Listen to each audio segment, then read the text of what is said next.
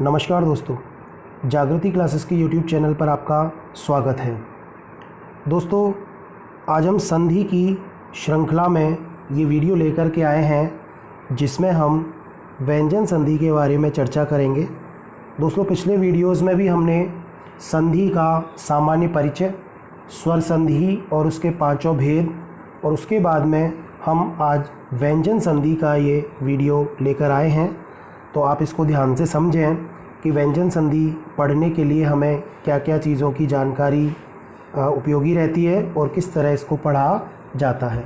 Okay दोस्तों, व्यंजन संधि को समझने के लिए कुछ महत्वपूर्ण बातों को जानना ज़रूरी है, जिनमें सबसे पहले है स्वरों की जानकारी। जैसा कि हम अपने वर्णमाला वाले वीडियो में भी स्वरों और व्यंजनों के बारे में सारी जानकारी दे चुके हैं।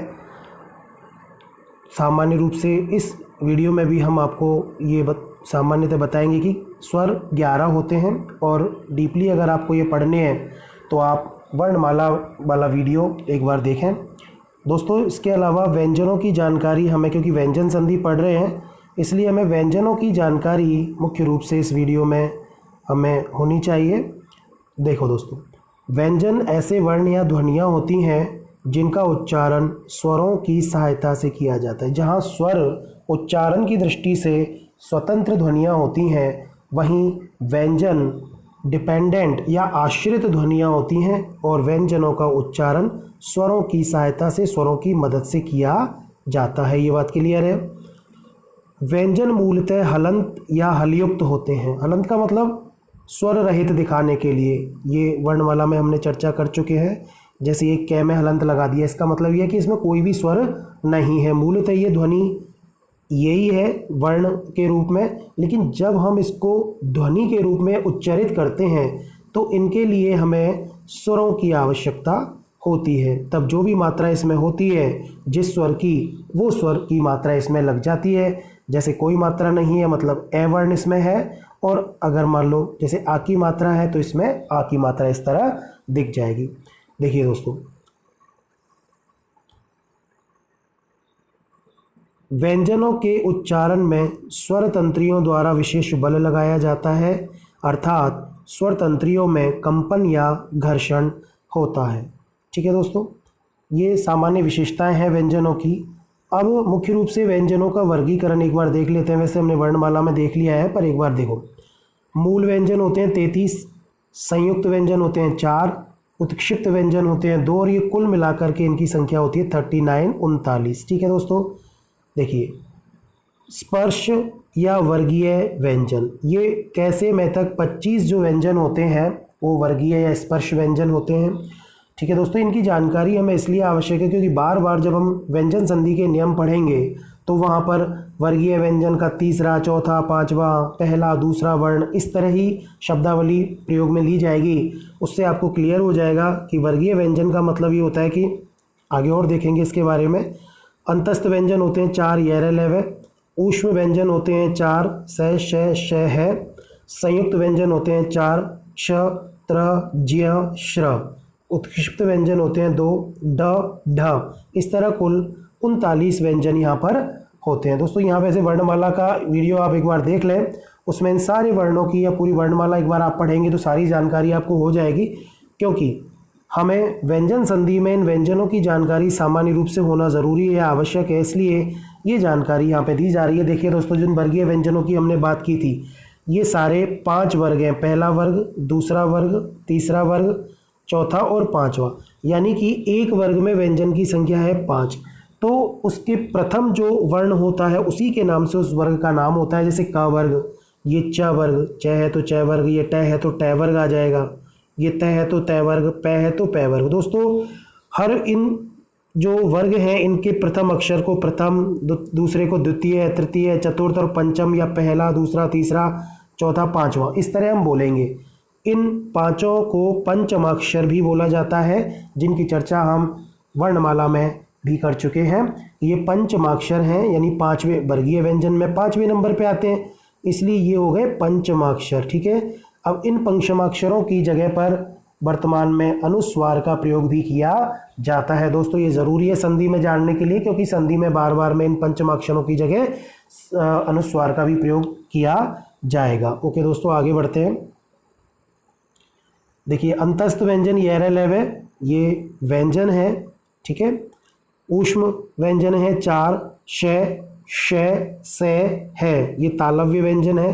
ये मूर्धन्य व्यंजन है, ये दंत्य व्यंजन है, और ये है वर्ण है, काकल होता है, कंठ से उच्चारित होता है। संयुक्त वर्ण देखिए दोस्तों, क्ष, क्ष में क और श वर्ण होता है।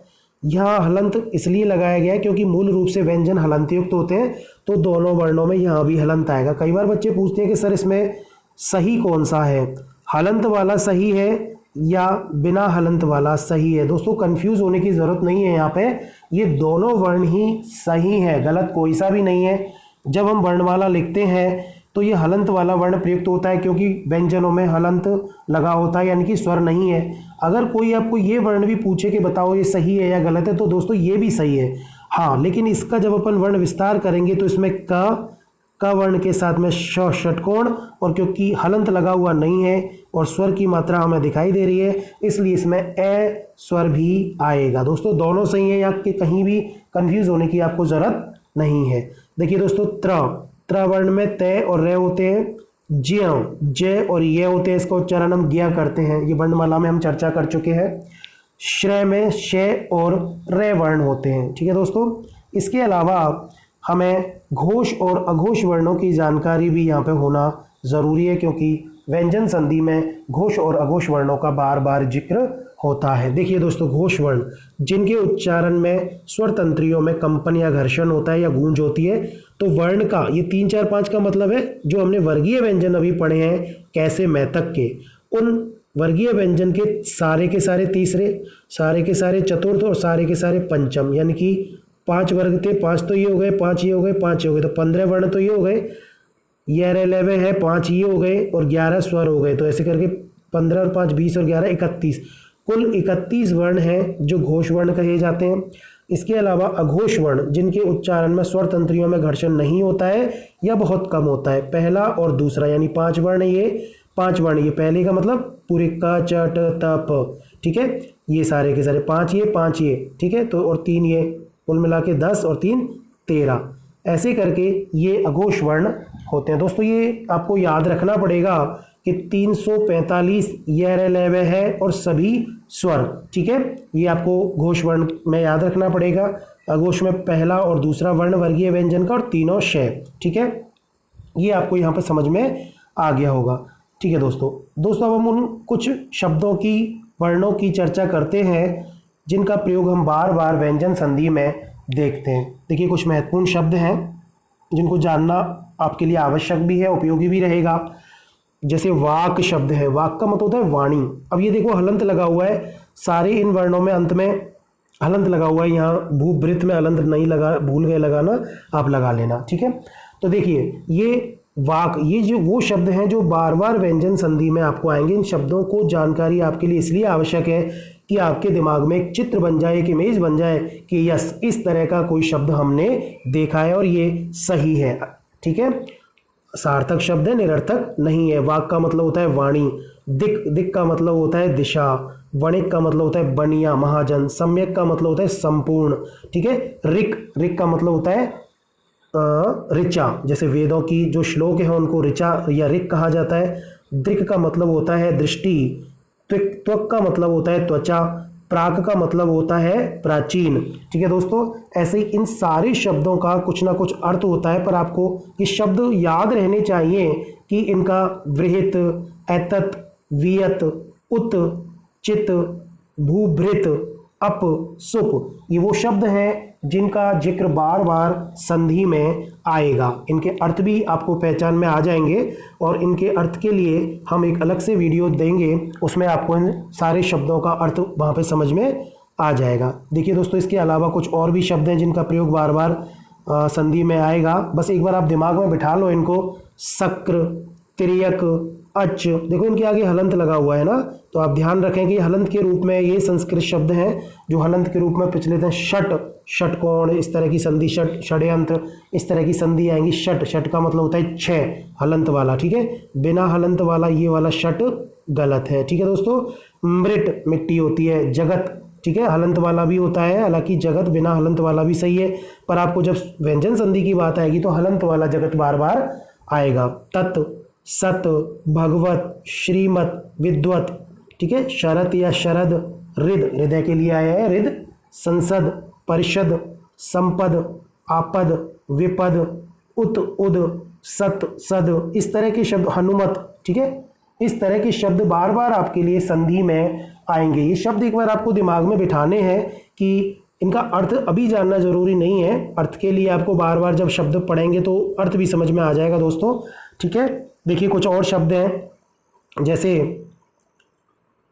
विद्वत हो गया, ये विद्युत, इसको मिला के कई बार ऐसे लिखा जाता है, देखो दोस्तों ऐसे, कई बार हम तो लिखते हैं सामान्य रूप से विद्युत ऐसे, लेकिन संस्कृत में हलंत वाला विद्युत होता है। अब संस्कृत से जो शब्द हिंदी में आए हैं उनका रूप सामान्य चल गया है हिंदी में, यानी कि हलंत लगाते नहीं है जनरली, इस तरह ये विद्युत ये शब्द भी है। लेकिन जब संधियाँ पढ़ते हैं हम तो संधि क्योंकि मूलतः संस्कृत से आई है, इसलिए हमें कौन से शब्दों में हलंत लगता है इसकी जानकारी होना आवश्यक है। देखो दोस्तों तड़ित, उत, उद हो गया, सतसद हो गया, हनुमत, पृथक, सम, देखो ये उपसर्ग भी है ना, देखो एक ये शब्द भी होता है सम, ठीक है, इसका मतलब भी समान होता है, और एक ये शब्द। लेकिन जब संधि शब्दों की बात आएगी, व्यंजन संधि की बात आएगी, तब आपको ये शब्द हलंत वाला ध्यान रखना पड़ेगा।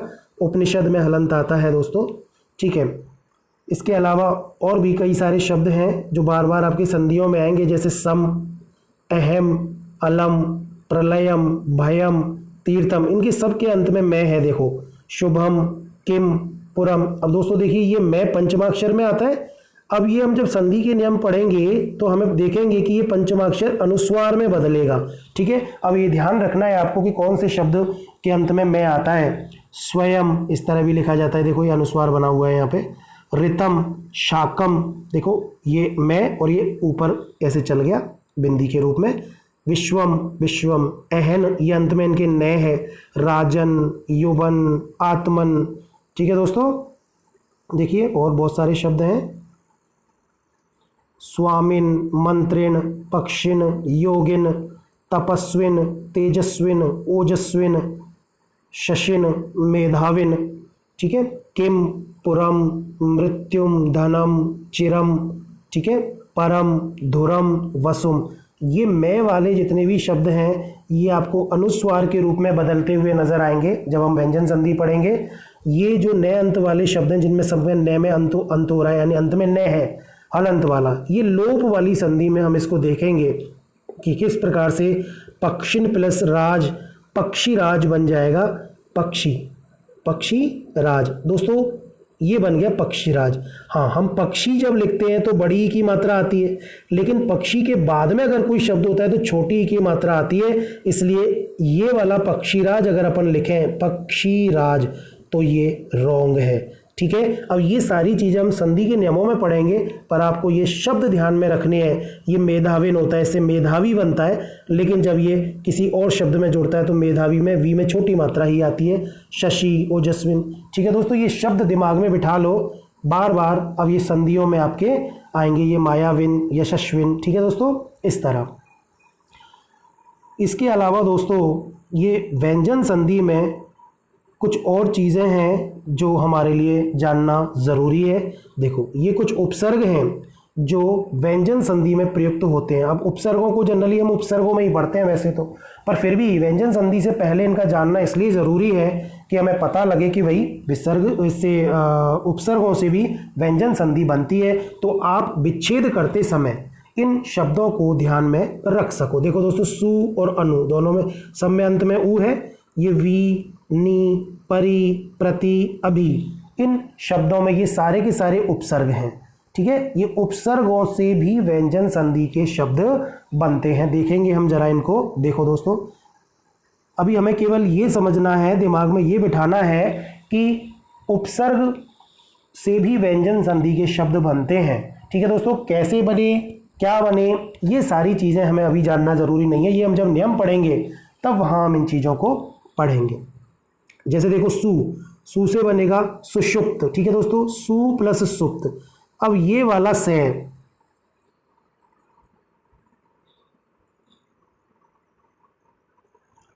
ठीक है दोस्तों, अब हम देखेंगे कि किस प्रकार इन उपसर्गों से संधि शब्द बनते हैं। जैसे सुषुप्त शब्द आएगा, भाई सुषुप्त में कौन सी संधि है, तो आपको शब्द को देखते ही पता लगाना है, ये पहचान में आपको आना चाहिए कि यहाँ पे व्यंजन संधि है। अब क्यों है क्या है, तो आप नियम पढ़ेंगे तो आसान हो जाएगा। सु प्लस सुप्त, कई बार इन शब्दों में से संधि ना पूछ के वो पूछेगा बताइए इसमें उपसर्ग है या नहीं, कौन सा शब्द उपसर्ग युक्त है, कौन से में एक उपसर्ग है, कौन से में दो उपसर्ग है, इस तरह के प्रश्न को पूछेगा दोस्तों। तो देखिए यहाँ सुप्त का ये से कैसे षटकोण शय में बदल गया, तो ये इन नियमों की चर्चा करेंगे हम आगे। अभी अपन सिर्फ इतना जान रहे हैं कि सु उपसर्ग से बहुत सारे शब्द बनते हैं, जैसे सुषुप्ति, सुषमा, इस तरह। अनु उपसर्ग से बनेगा अनुषंग, ठीक है, ठीक है। अनुषांगिक और आनुषंगिक ये दोनों ही शब्द सही हैं। देखो दोस्तों कैसे, दोनों में अनु उपसर्गी ही है, ठीक है। अनु प्लस संग प्लस इक, जब पहले संग और इक दोनों को मिलाएंगे जब बन जाएगा सांगिक, और बाद में अनु को जोड़ देंगे तो अनुषांगिक बन जाएगा। इस वाले से षटकोण बनेगा, ये तो तय है अनु उपसर्ग के बाद में, ठीक है। नियमों में पढ़ेंगे कैसे। और अगर पहले अनु प्लस संग को जोड़ेंगे तो ये बन जाएगा आनुषंग, और फिर इक अनुषंग, और फिर इक प्रत्यय का प्रभाव ऐसा होता है कि ये प्रत्ययगत संधि है, प्रथम स्वर को ये अपने दीर्घ अवस्था में ले आती है, तो ए का आवन के आनुषंगिक ये हो जाएगा। इनकी चर्चा हम संधि के विशेष रूपों में या पररूप संधि या प्रत्यय वाली संधि में प्रत्ययों के अंतर्गत करेंगे दोस्तों। देखिए वी से विषाद बना, वी प्लस साध, साध का मतलब दुख होता है, ठीक है। ये वी प्लस सम से विषम बनेगा। नी उपसर्ग है, देखिए निषेध बन जाएगा, नी प्लस सेध से निषेचन बन जाएगा ये, ठीक है। परि उपसर्ग है, जैसे परिषद, परि प्लस सद से परिषद, यानी यह से दंत से मूर्धन्य षटकोण में बदल रहा है दोस्तों, ठीक है। प्रति में देखो प्रतिषेध, प्रति प्लस सेध, ठीक है। इस तरह ये शब्द बन जाएंगे। और देखिए कुछ और भी यहाँ पर उदाहरण है, जैसे अभी में अभिषेक, बहुत बार ये संधियों में पूछा जाता है कौन सी संधि है, तो दोस्तों अभिषेक में व्यंजन संधि है, अभी प्लस सेक, ये वही संधि है, से षटकोण बन जाएगा, अभिषेक हो जाएगा, ऐसे अभिषिक्त हो जाएगा।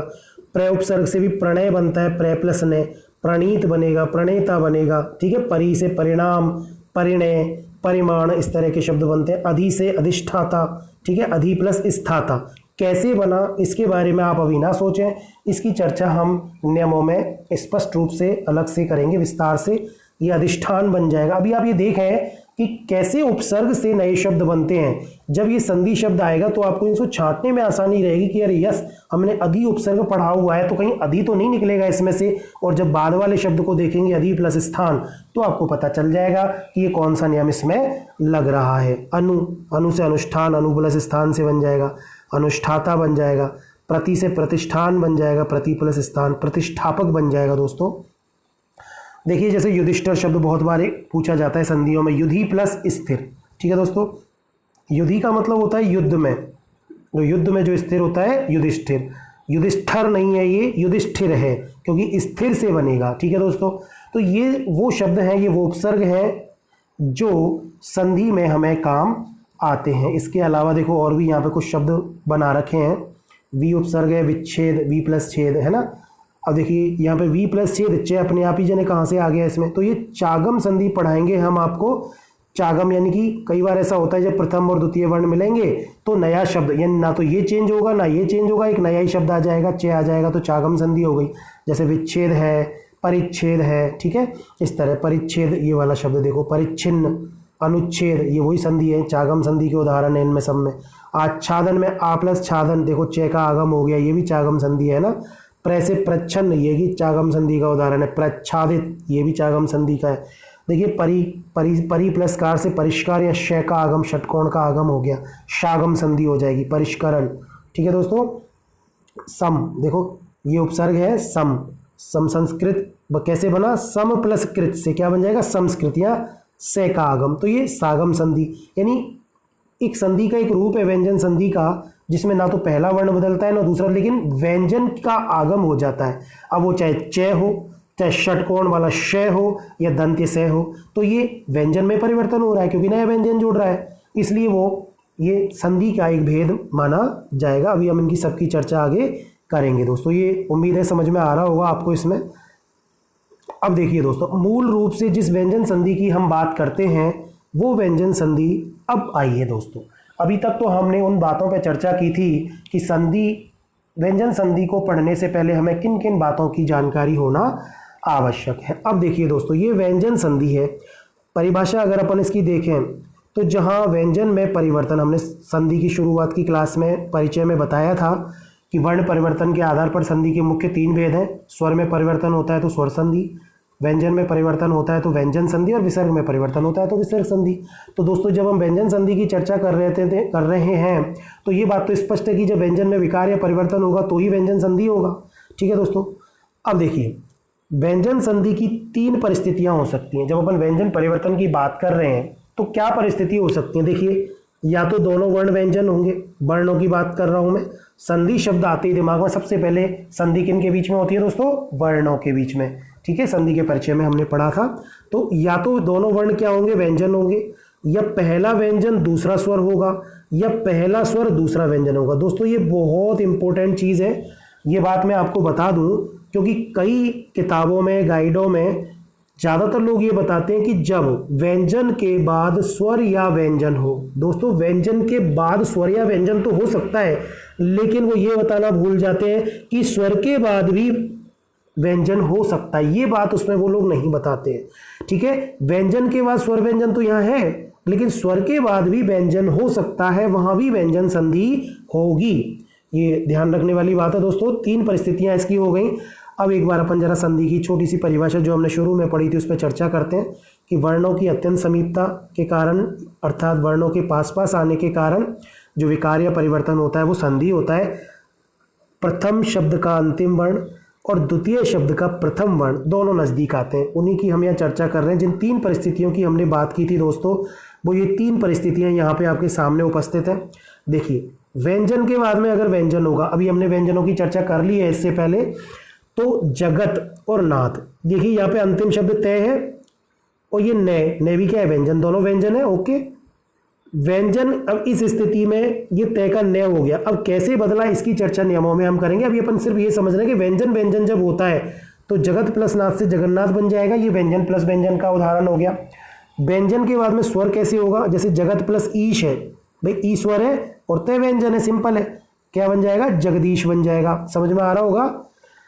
तीसरा जो रूप है इसका वो ऐसे बनेगा कि स्वर के बाद में व्यंजन, जैसे स्व है, स्व में कौन सा स्वर है? ए, और ये उसके बाद में 6 वर्ण आ गया तो स्व प्लस छंद से स्वच्छंद शब्द बनेगा, यानी इसमें 6 वर्ण का आगम होगा। चागम संधि का उदाहरण है दोस्तों। ये चीज वो लोग बताना भूल जाते हैं कि स्वर के बाद में भी व्यंजन हो सकता है। तो ये 3 परिस्थितियां इस संधि के अंतर्गत होंगी। देखिए दोस्तों, एक और चीज है जिसकी हम यहाँ चर्चा करेंगे दोस्तों। देखिए, व्यंजन संधि में व्यंजन परिवर्तन या विकार की क्या क्या परिस्थितियां हो सकती हैं दोस्तों? ये 5 परिस्थितियां हो सकती हैं। बहुत इंपॉर्टेंट चीज़ है।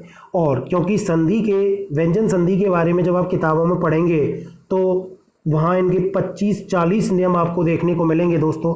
अगर आप इन 5 परिस्थितियों को एक बार ध्यान से रख लें, हमने व्यंजन संधि को इसी तरह से इन्हीं 5 भेदों में बांटा है।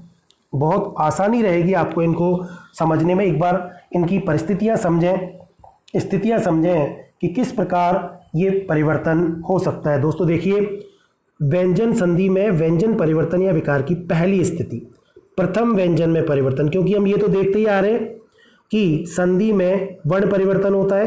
अब हमने कहा कि पहला वर्ण प्लस दूसरा वर्ण, हमने कहा 2 वर्ण पास आए, तो ज़्यादातर बार ऐसा होगा कि केवल पहला वर्ण ही चेंज होगा। उदाहरण एक सामने दे रखा है आपके, जैसे एक शब्द है ऋक और एक है वेद। ठीक है, नियम की चर्चा नहीं कर रहा हूं मैं दोस्तों अभी, यहाँ पे हम नियम की चर्चा आगे करेंगे।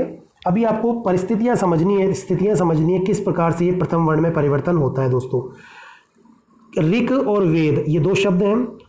यहाँ के का गे हुआ, व्यंजन में परिवर्तन है। भाई हलंत वाला के है तो हलंत वाले में बदलेगा दोस्तों।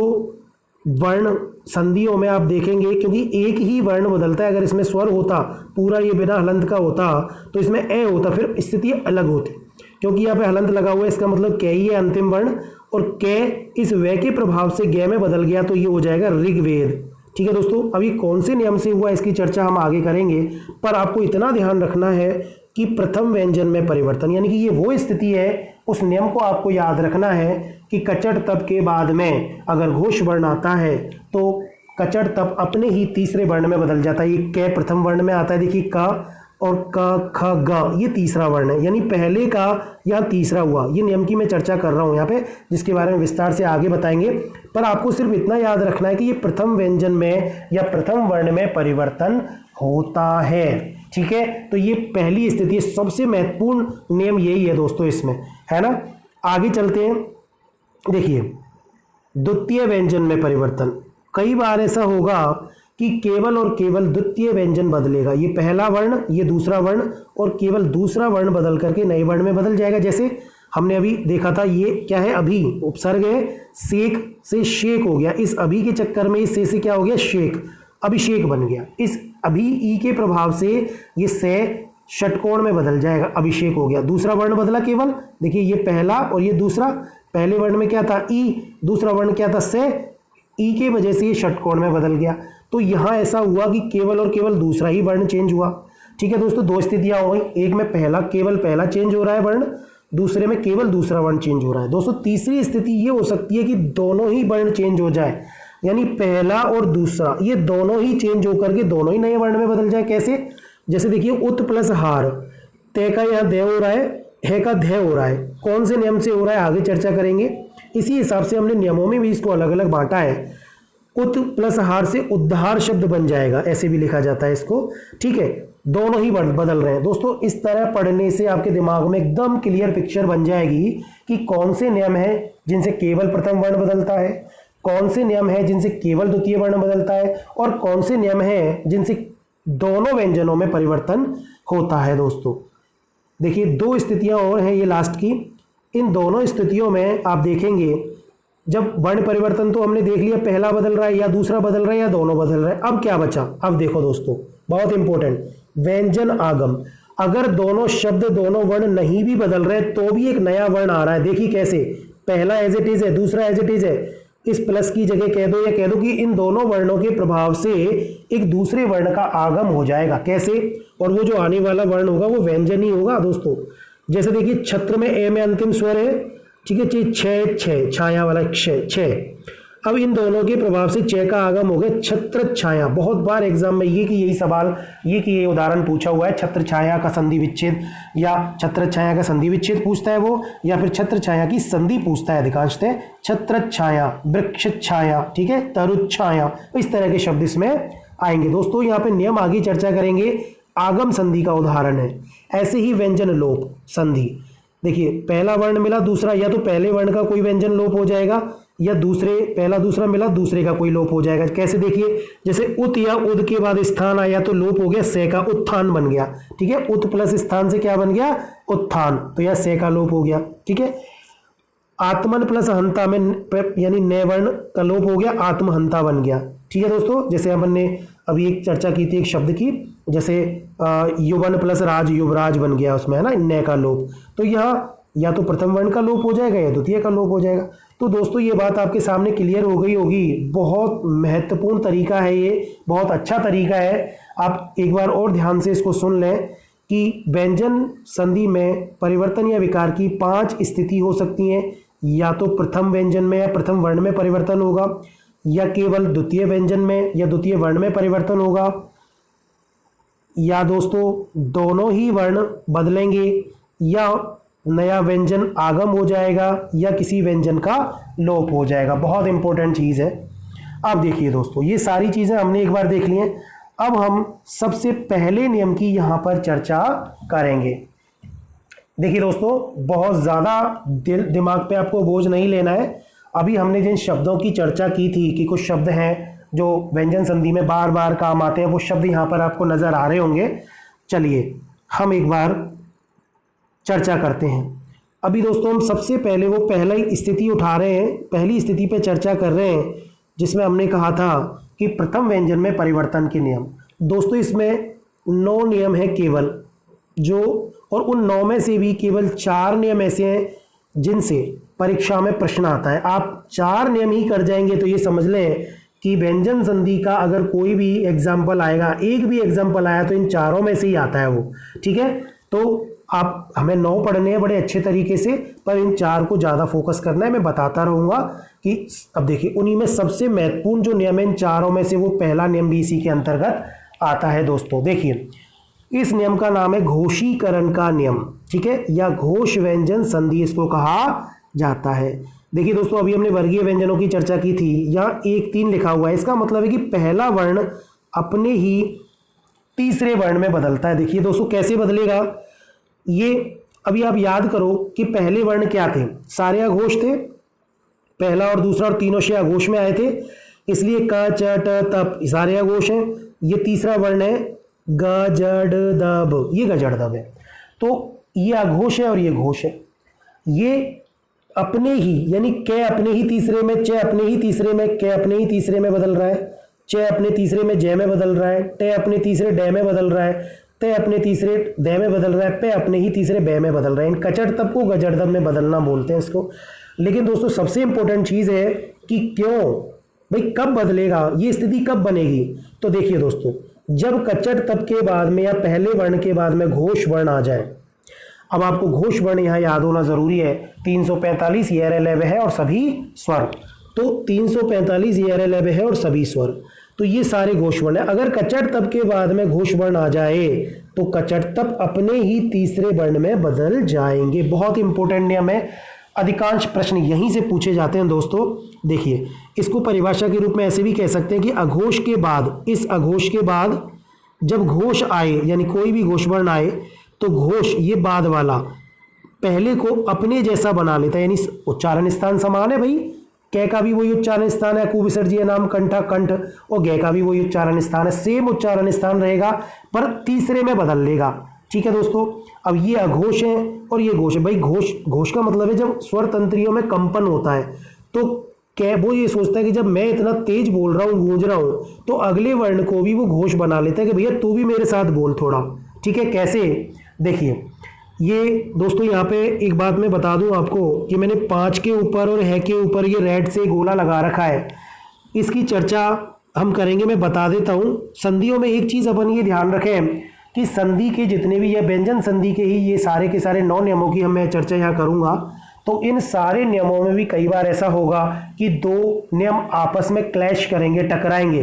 अब समस्या ये होती है कि कौन सा नियम इंपॉर्टेंट है या कौन से नियम को प्रभावी माने।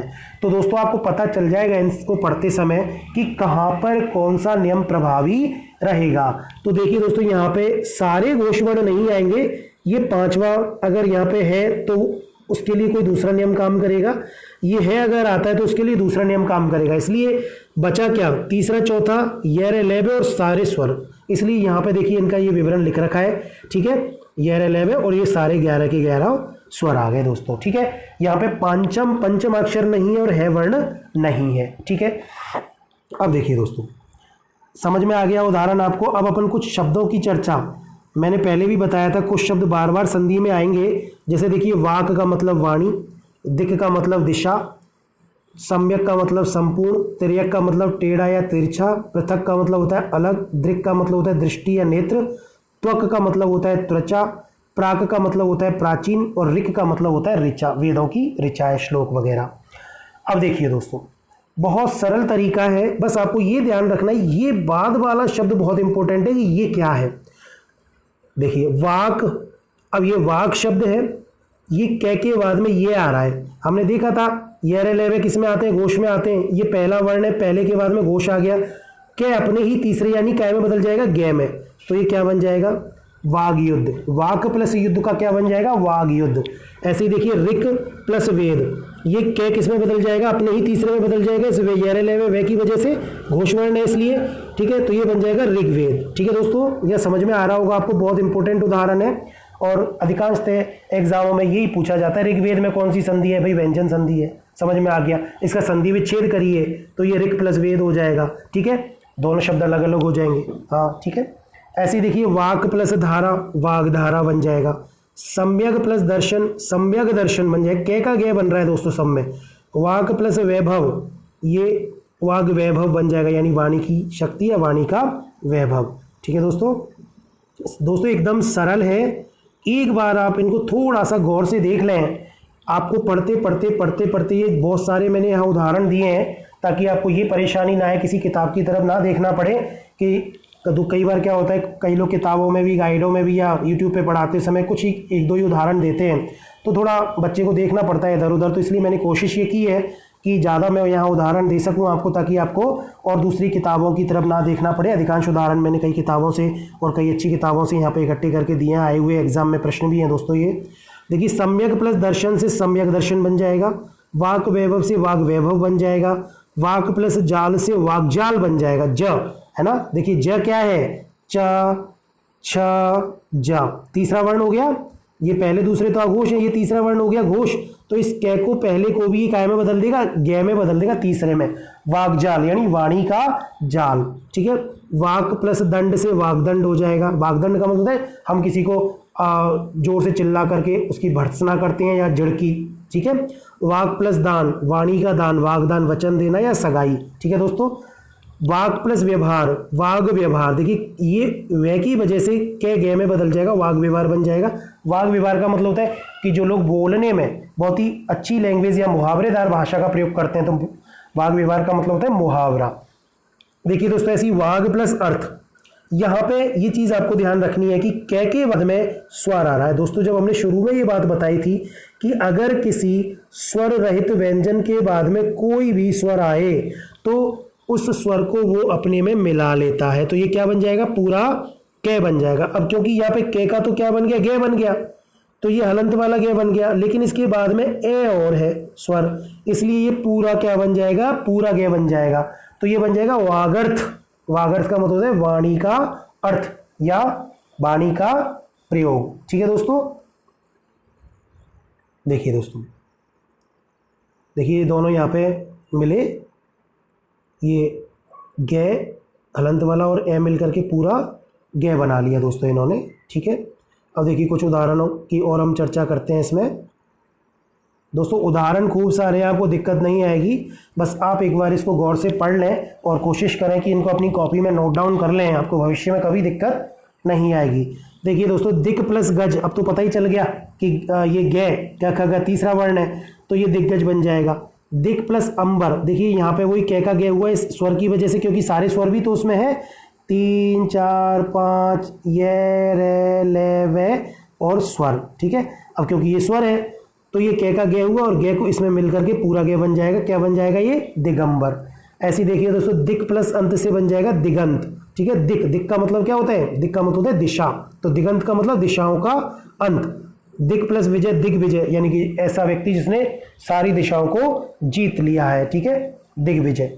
प्राचीन काल में कई जो राजा थे उन्होंने दिग्विजय की नीति अपनाई थी। ठीक है, दिक प्लस भ्रम से बन जाएगा दिग्भ्रम। दिक प्लस भ्रांत है, दोस्तों ये भ्रांत नहीं है, भ्रांत है, इसको भ्रांत कर लेना, दिग्भ्रांत बन जाएगा, है ना, यानी कि जिसकी दिक यानी दृष्टि क्या भ्रांत हो गई है, भ्रमित हो गई है, यानी कि जो दृष्टि जिसकी भ्रमित हो गई है। ऐसी देखिए सम्यक प्लस दर्शन, सम्यक दर्शन बन जाएगा। सम्यक प्लस ज्ञान, अब देखिए दोस्तों ये इंपॉर्टेंट शब्द है।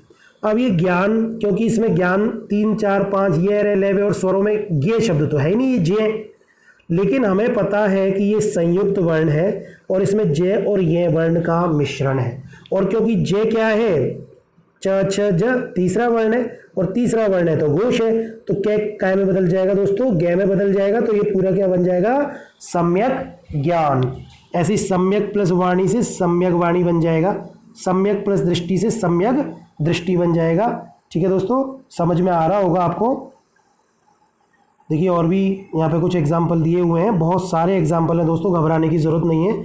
सम्यक वाणी से सम्यक वाणी बन जाएगा, सम्यक दृष्टि से सम्यक दृष्टि बन जाएगा। ठीक है, ये दिग्भ्रांत हो ही गया, दिग्बोध हो गया, दिशाओं का बोध। ठीक है, अब देखिए ये दृक् प्लस अंचल, ये वही है कै का गे हुआ इस स्वर की वजह से, ये गे पूरा बन गया, इसके ऊपर अनुस्वार एज इट इज आ जाएगा, दृगंचल। ठीक है दोस्तों, दृक् प्लस दोष, दृग्दोष, दृष्टि में जो दोष हो जाता है, दृग विकार। ठीक है, दृग विकार। अब देखिए यहाँ पे ये मात्रा, कई बार क्या होता है, जैसे ये तो दै लिखा, ठीक है, और ये मात्रा जो है, ये पाई वाले वर्ण जो है मात्रा इनके भीतर आती है दोस्तों। ठीक है, हमने पिछले वाली वीडियो में आपको बताया था कि इस तरह पाई वाले जो वर्ण हैं उनके पहले अगर बाद में किसी व्यंजन के छोटी की मात्रा है तो पाई वाला वर्ण उस मात्रा के अंदर आ जाएगा। जैसे यहाँ पे दिया हुआ है दृग विकार, ठीक है। त्वक प्लस दोष से त्वक दोष हो जाएगा, त्वक विकार से त्वक विकार हो जाएगा। कै का वे में बदल रहा है, सिंपल है और कोई चेंज नहीं है। कै यहाँ भी त्वक प्लस रोग से त्वक रोग हो जाएगा। कै गै में बदल रहा है। आगे वाले वर्णों को आप देखें वो 3 4 5 या तो तीसरा चौथा पांचवा वर्ण होगा, तीसरा और चौथा, पांचवा नहीं, पांचवे के लिए अलग नियम बनेगा। तीसरा और चौथा वर्ण होगा या फिर ये रे ले वे होगा या फिर कोई स्वर होगा। दोस्तों देखिए स्रक प्लस धरा, स्रक का मतलब होता है माता, तो स्रक धरा का मतलब अब ये कै का गया बन गया स्रक धरा, माताओं की धरती। तिर्यक दृष्टि, तिर्यक दृष्टि बन जाएगा। तिर्यक गति, तिर्यक गति बन जाएगा। तिर्यक योनि, तिर्यक योनि बन जाएगा। योनि का मतलब होता है जन्म, और तिर्यक योनि का मतलब होता है जो तिरछी या टेढ़ी योनि, यानी कि जो मनुष्य रूप को तो अच्छी योनि माना गया है लेकिन उसके अलावा योनियों जैसे पक्षियों के लिए विशेष रूप से ये शब्द आता है तिर्यक योनि। ठीक है दोस्तों, ऐसे देखो अगला वर्ण है ये वणिक प्लस वृत्ति। वणिक यानी होता है वणिया, महाजन, उसकी वृत्ति यानी आजीविका, तो वणिक वृत्ति। ठीक है दोस्तों, इस तरह कै का गे। अभी हम सिर्फ वो प्रथम वर्ण में परिवर्तन का भी पहला ही नियम पढ़ रहे हैं दोस्तों, कि जिसमें कचट तब के बाद में कोई भी घोष वर्ण यानी तीसरा चौथा ये रे लेवे और स्वर आए तो कचट तब काय में बदल जाएगा गजड़ दब में। वणिक वृत्ति हो गया। वणिक प्लस वीथी, वीथी का मतलब होता है गली या बाजार, यानी कि जहां पर दुकानदार वणिक लोग अपना बाजार लगाते हैं वो जगह होती है वीथी, तो ये बन जाएगा वणिक वीथी। ठीक है दोस्तों, वणिक प्लस जन से क्या बन जाएगा वणिक जन।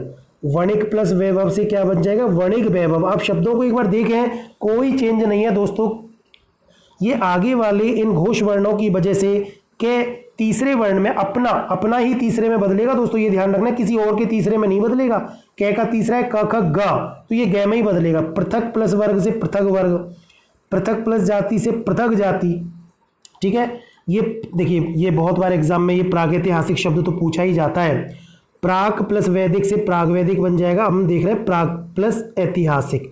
देखो दोस्तों, ऐतिहासिक शब्द में भी यहाँ पे इक वाली संधि है, प्रत्यय वाली। ये इतिहास प्लस इक दो शब्द मिलने से तो बन जाएगा ऐतिहासिक। इनकी चर्चा हम करेंगे प्रत्ययों में। और ये जब प्राग शब्द से जुड़ेगा तो कै के बाद में स्वर है तो ये गै में बदल जाएगा, और आई की मात्रा जब जुड़ेगी तो इस तरह ये गई बन जाएगा, प्रागैतिहासिक बन जाएगा। दोस्तों बहुत इंपॉर्टेंट शब्द है, एग्जाम में पूछा जाता है। तो अभी हमने जो चर्चा की थी वो कै वर्ण वाले शब्दों की चर्चा की थी, और ज़्यादातर जो वर्ण है या तो कै वर्ण के ही मिलते हैं या तय वर्ण के मिलेंगे दोस्तों। अब देखिए ये वही कचट तब का गजड़ दब है। यहाँ पर चे किस में बदलेगा अपने तीसरे में। चे क्योंकि पहला वर्ण या घोष है, और इसका तीसरा कौन सा है, पहले का इसका चे का तीसरा है ज। ठीक है दोस्तों, जय में बदलेगा। ठीक है, देखिए अच, अच को स्वरों को अच कहा जाता है। अच के बाद में अंत है तो ये क्या बन जाएगा अजंत। ठीक है दोस्तों, ऋणिच, प्रत्ययों को ऋणिच कहा जाता है। ऋणिच के बाद में अंत, यानी कि चे। अब ये देखें यहाँ पे जो चे है ये अब इस ए के स्वर की वजह से अपने तीसरे में यानी जय में बदलेगा, और ये ए स्वर को लेकर के पूरा बन जाएगा, जंत हो जाएगा, अजंत हो गया। ऐसे ऋणिच प्लस अंत से ऋणिजंत बन जाएगा। ऋणिच प्लस आदि से ऋणिजादि यानी प्रत्यय आदि। ठीक है, ये बन जाएगा इस तरह। तो ये चे का जय हो गया, यानी पहला अपने तीसरे में बदल रहा है। अब देखिए दोस्तों टे वर्ण, ये भी बहुत इंपॉर्टेंट है कि टे भी काय में बदलेगा अपने तीसरे में ड में, ट ठ ड। अब कुछ शब्द है जैसे शट शब्द, बहुत ज्यादा एग्जाम में पूछा जाता है। शट प्लस यंत्र, देखिए इस ये की वजह से, क्योंकि ये लेवे क्या है घोष है, टे किसमें बदल गया ड ड ड। दोस्तों ये बहुत जरूरी है, इसमें कभी भी ये वाले शब्द नहीं आएंगे, ये ध्यान रखना आप। ये क्या है, ये वो उत्क्षिप्त वर्ण है, संधियों में उत्क्षिप्त वर्ण नहीं आएंगे। ठीक है, ठीक है, ओके। तो ये शट इस ये की वजह से टे काय में बदल गया हलंत वाले डे में, और क्योंकि यंत्र स्वर नहीं है व्यंजन है तो ऐसे सिंपल षड्यंत्र आ गया। अब कई बार जब संधि जब वो करता है परीक्षाओं में तो वो हलंत नहीं देता है इसके सामने, तो ये रॉन्ग है दोस्तों। और अगर ये बिंदी वाला देता है तो भी ये गलत है। बहुत इंपॉर्टेंट चीज़ है, याद रखना। आप जब उतारो अपनी कॉपी में इनको तो सही शब्द को तो उतारना ही है दोस्तों, लेकिन गलत शब्द को भी उतारना मत भूलना, क्योंकि हमें इनकी शुद्धि या इनकी शुद्धता जब ही याद रहती है जब हम इनके गलत शब्द के गलत रूप को लिखते हैं दोस्तों। ठीक है, अब देखिए षट प्लस अंग, षडंग। ये षडंग शब्द 6 वेदांग यानी वेदों के 6 अंग माने गए हैं, शिक्षा, कल्प, निरुक्त, छंद, व्याकरण और ज्योतिष, जो कि आप इतिहास विषय में पढ़ते हैं दोस्तों। षट प्लस अंग से टे का डे बन जाएगा, ये पूरा डे के ऊपर अनुस्वार आ जाएगा। अब देखिए ये षडंग होगा, कई बार षडांग दे देता है संधि में, ये रॉन्ग है, ये नहीं आएगा। ऐसे ही देखिए षट प्लस रिपु, टे का डे बन गया और ये डे रे ई, ये तीनों मिलके इस तरह बन जाएगा षड्रिपु। बहुत इंपॉर्टेंट शब्द है, बहुत बार संधि में पूछा जाता है। षड्रिपु यानी 6 शत्रु, काम, क्रोध, मद, लोभ, मोह और मत्सर, इन 6 को मनुष्य का शत्रु माना गया है, इसलिए ये षड्रिपु, क्योंकि री की मात्रा इस तरह लग जाएगी इसमें, षड्रिपु बन जाएगा ये। ऐसे देखिए षट प्लस गुण से षडगुण बन जाएगा, षट। ठीक है, अब पहले यहां देखते हैं अपन, देखिए दोस्तों षटकोण, षट प्लस कोण से ये, अब यहाँ पे ये एग्जाम्पल दिया हुआ है मैंने, षट प्लस कोण की संधि केवल षटकोण ही बनती है, ये संधि नहीं है दोस्तों, संयोग है। षडकोण क्यों नहीं बनेगा? क्योंकि यहाँ पे जो कैवर्ण है वो अघोष है और ये भी अघोष है, दोनों अघोष जब मिलेंगे तो संधि नहीं होगी, षटकोण ही रहेगा दोस्तों। षट प्लस आनन, ये भी एग्जाम में बहुत बार पूछा जाता है, टे का डे हुआ, आ से मिलकर डा बन जाएगा, ये बन जाएगा षडानन। इस तरह लिखा हुआ आता है दोस्तों, कई बार एग्जाम में ये बिंदी वाला उत्क्षिप्त वर्ण नहीं करना हमें, गलत है। उतारते समय आप इसको जरूर उतारना और क्रॉस लगा देना इस पर। कार्तिकेय को कहते हैं षडानन, 6 मुख वाला, आनन यानी मुख। षट प्लस दर्शन, षट दर्शन बन जाएगा। ऐसी षट प्लस गुण से षटगुण बन गया। षट प्लस अशीति, अशीति होता है 80, टे का डे बना, ए मिल करके पूरा डे बन गया, षडशीति। ठीक है दोस्तों, षडाशीति मिलता है कई जगह लिखा हुआ, गलत होता है, षडशीति है ना। षट प्लस ऋतु से षड ऋतु बन जाएगा। ये देखो बहुत इंपॉर्टेंट शब्द है, या तो इसको अलग लिखो री वर्ण को पर, क्योंकि व्यंजन में स्वर तो मिक्स होता ही है, तो डे में री की मात्रा ऐसे लगती है दोस्तों ये। ठीक है, इसलिए इस तरह यहाँ जो दिख रहा है ना षड ऋतु, ये सही है, ये षड ऋतु गलत है, इसमें ये वाला षड ऋतु नहीं आएगा दोस्तों, ध्यान रखना है, क्रॉस लगा लेना इसके ऊपर। ठीक है दोस्तों, देखिए दोस्तों प्रथम वर्ण में परिवर्तन के नियम पढ़ रहे थे हम। बहुत ही महत्वपूर्ण नियम है कि कचड़ तप के बाद में जब घोष वर्ण आता है, घोष वर्ण कौन से, तीसरा, चौथा, य, र, ल, व और सारे स्वर, तो कचड़ तप अपने ही तीसरे गजड़ दम में बदल जाता है। देखिए विराट प्लस आकार से विराडाकार हो जाएगा, टे का डे बना और आ को ले लेगा तो डा बन जाएगा विराडाकार। विराट प्लस भवन से विराट भवन बन जाएगा। विराट प्लस रूप से विराट रूप बन जाएगा। इसको ऐसे भी लिखा जा सकता है दोस्तों, विराट रूप, डे में रे भी है और ऊ की मात्रा भी है दोस्तों। ठीक है, ये किताबों में जनरली आपको सामान्यतः नहीं मिलेंगे ये उदाहरण, ये काफ़ी अच्छे उदाहरण है, कुछ पुरानी किताबों से लिए हुए हैं दोस्तों, समझने के लिए है। हालांकि एग्जाम में कम पूछा गया है ये, पर फिर भी हमें पता होना चाहिए। सम्राट प्लस दर्शन से सम्राट दर्शन, सम्राट प्लस आज्ञा से सम्राट आज्ञा, ये शब्द फिर भी एक आधा बार एग्जाम में पूछा गया है। देखिए मृट प्लस वर्ण से मृड वर्ण बन जाएगा दोस्तों। ठीक है, ये चेंज होगा, कई बार इसको बच्चे इसमें संधि नहीं मानते, इसको मृट वर्ण ही लिख लेते हैं और बोलते भी मृट वर्ण है, गलत है दोस्तों। वह की वजह से ये बदलेगा डा में, मृड वर्ण हो जाएगा। ठीक है, अब देखिए दोस्तों उसी प्रथम वर्ण के नियमों में ये भी बहुत महत्वपूर्ण शब्द है, तीसरा, ते का दे में बदलाव। ते अपने तीसरे में बदल जाएगा, दे में कब बदलेगा, कचड़ तप के बाद में, जब घोष वर्ण होते हैं तब। देखिए दोस्तों जगत प्लस ईश, इस ई क्योंकि क्या है, स्वर है, इस ई की वजह से ये तय किस में बदलेगा, दे में बदल गया, तीसरे में त थ द और ये ई की मात्रा लगी तो ये पूरा दी बन गया, जगदीश दोस्तों। ठीक है दोस्तों, बहुत इंपॉर्टेंट शब्द है, सरल भी है, सीधे एग्जाम में पूछा जाता है। जगदीश में कौन सी संधि है, व्यंजन संधि है, आपको याद रखना है। विच्छेद पूछता है, जगत प्लस ईश करना है, अगर विच्छेद देकर के संधि करवाता है तो जगदीश करना है।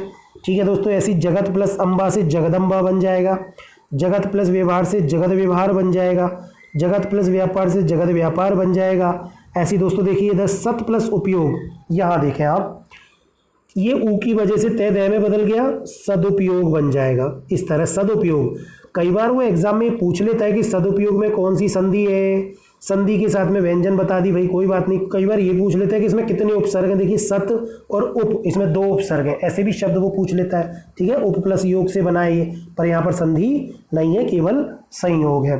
देखिए सत प्लस आस से सदाशय बन जाएगा, सत प्लस आचार से सदाचार बन जाएगा, ठीक है दोस्तों। अब देखिए कई बार वो सदाचार में पूछता है, बच्चे क्या कर देते हैं इसमें सद प्लस आचार, इसको दीर्घ संधि का समझ लेते हैं। वो सद, दोस्तों सद नाम का कोई शब्द नहीं है, सद बिना हलंत वाला सद कोई शब्द नहीं है, या तो हलंत वाला सद है या ये जो दे रखा है सत है। इन दोनों से संधि जब बनेगी तो इसमें सत प्लस आशय से ही बनेगी संधि। अगर वो सद प्लस आशय देता है और पूछता है सदाशय में कौन सी संधि है, तो सद और आशय देता है तो कोई संधि नहीं मानी जाएगी, तब माना जाएगा संयोग। पर जब सदाशय की संधि पूछता है तो सत और आशय ही बनेगा। सत प्लस आचार से सदाचार, सत प्लस भावना से सद्भावना, सत प्लस गति से सदगति, सत प्लस धर्म से सद्धर्म बन जाएगा दोस्तों, ठीक है। बहुत इंपॉर्टेंट है ये, कई बार एग्जाम में पूछा जाता है ये। अभी अपना पहला वाला नियम ही चल रहा है, ये घोषीकरण का नियम दोस्तों, है ना।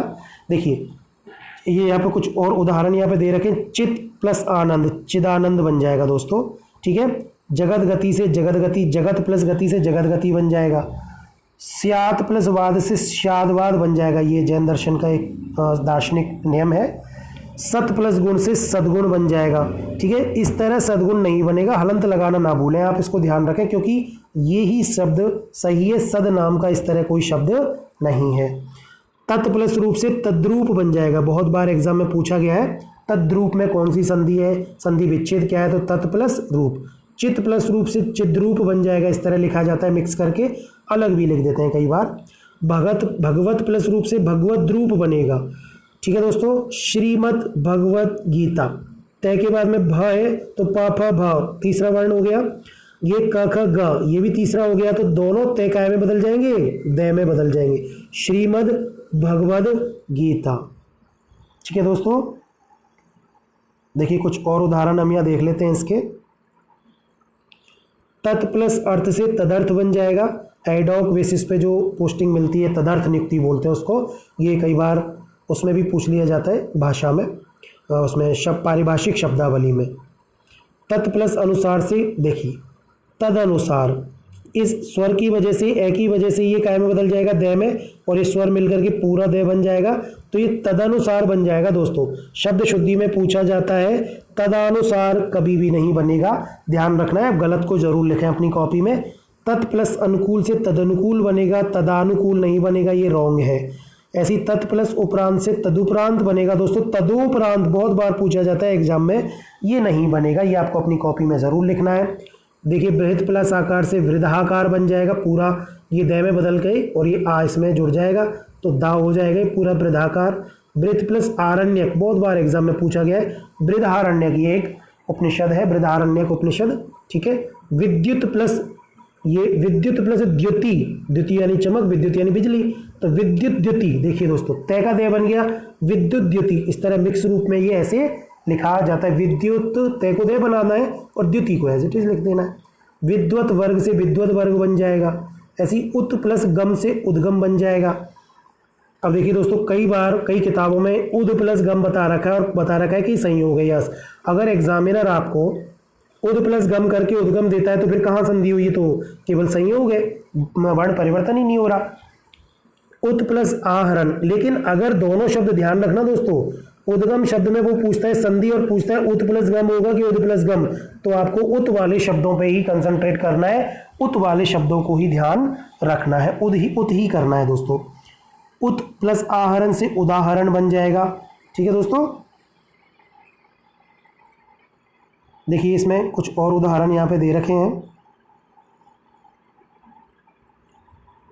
उत प्लस आसीन से उदासीन बन जाएगा, भाई तय का दय हो रहा है सिंपल। उत प्लस घाटन से उद्घाटन हो रहा है, क्योंकि क ख ग घ घड़ी है, देखिए चौथा वर्ण है, तो तीसरा चौथे अगर आते हैं तो तय का दय बन गया। उत प्लस यम से उद्यम बन जाएगा, मिक्स करके ऐसे लिखा जाता है। उत प्लस योग से उद्योग बन जाएगा, मिक्स करके ऐसे लिखा जाता है, ठीक है। लेकिन आजकल इस तरह लिखने की परंपरा नहीं है, आजकल बिल्कुल अलग अलग ही लिखते हैं इन शब्दों को। उत प्लस दीप्त से दीप्त बन जाएगा दोस्तों, ठीक है। देखिए तत् प्लस उपरांत से तदुपरांत ये बता ही दिया है आपको, तदुपरांत शब्द गलत होता है। तत् प्लस इच्छा से तदिच्छा बनेगा दोस्तों, तदेच्छा नहीं बनेगा, ठीक है। तत् प्लस आकार से तदाकार बन जाएगा, तत् प्लस अनुरूप से तदनुरूप बन जाएगा। दोस्तों समझ में आ गया होगा आपको कि किस प्रकार कचड़ तप के बाद में घोष वर्ण होने से वो गजड़ तप में बदल जाता है, ठीक है दोस्तों। देखिए इसका पे का बे, कचड़ तप अंतिम शब्द बचा है पे का बे, कैसे बदलता है पे अपने तीसरे में। देखिए अप का मतलब होता है दोस्तों पानी, जय का मतलब होता है जन्म लेने वाला, तो पानी में जन्म लेने वाला, हालांकि अब्ज बन जाएगा कमल, पे का यहाँ पे बे बन जाएगा और बस ये इस तरह मिल जाएगा जय में, अब्ज कमल। अप प्लस दे पानी देने वाला, अब्द यानी बादल, अप प्लस दी यानी अवधि यानी वर्ष को कहते हैं। तो इस तरह पे का बे बन रहा है, सिंपल है दोस्तों। अप प्लस धी, देखिए पे इस धै को त थ ध तीसरा वर्ण है, इस तीसरे को देख करके ये प्रथम वाला पे अपने ही तीसरे में प फ ब में अपने तीसरे में बदलेगा दोस्तों, ये ध्यान रखना है बस। तो अवधि यानी समुद्र हो जाएगा, सुप प्लस अंत से बन जाएगा सुबंत, ठीक है दोस्तों। ये पे का बे बन जाएगा, ठीक है, सुबंत। ये सुप का मतलब होता है कि जो विभक्ति होती है प्रथमा से सप्तमी विभक्ति तक, उनको सबको सुप बोलते हैं दोस्तों, ठीक है। ठीक है दोस्तों, ऐसी उम्मीद है कि ये समझ में आ गया होगा। इसका अगला नियम हम अगले वाले वीडियो में पढ़ेंगे। तो दोस्तों आज हमने व्यंजन संधि के बारे में चर्चा की कि व्यंजन संधि के बारे में कुछ जानकारियां बताएं कि आपको किन किन शब्दों की जानकारी होना ज़रूरी है, कौन से उपसर्ग हैं जो व्यंजन संधि में प्रयुक्त होते हैं, और व्यंजन संधि में किस प्रकार से 5 उसकी स्थितियां बनती हैं कि जैसे या तो पहला वर्ण बदलेगा, या केवल दूसरा वर्ण बदलेगा, या केवल दोनों वर्ण बदल जाएंगे, या हो सकता है दोनों वर्ण ना बदले, कुछ नए वर्ण का आगम हो जाए, या कोई व्यंजन का लोप हो जाए। इस तरह 5 स्थितियां बनेंगी दोस्तों। तो दोस्तों आज हमने व्यंजन संधि के घोषीकरण नियम को इस वीडियो में पढ़ा और मुझे उम्मीद है कि ये वीडियो आपको पसंद आएगा। आप इससे पहले संधियों के परिचय वाला वीडियो अवश्य देखें और आगे आने वाले वीडियो के लिए हमारे चैनल को आप सब्सक्राइब करें ताकि टाइम टू टाइम आपको इसका नोटिफिकेशन मिलता रहे, और बेल आइकन को दबा दें आप इसमें, ठीक है दोस्तों। अपने दोस्तों के साथ भी शेयर करें ताकि अच्छी सामग्री उनको मिल सके। धन्यवाद।